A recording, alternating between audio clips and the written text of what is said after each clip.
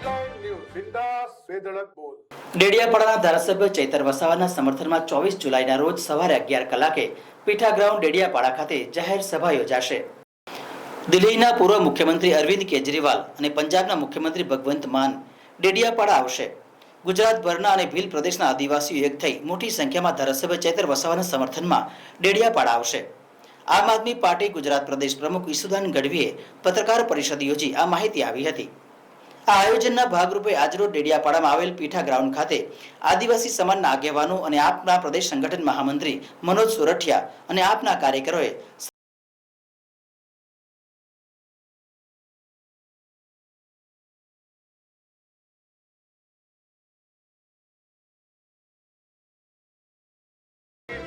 Headline news બિંદાસ વેધળક બોલ.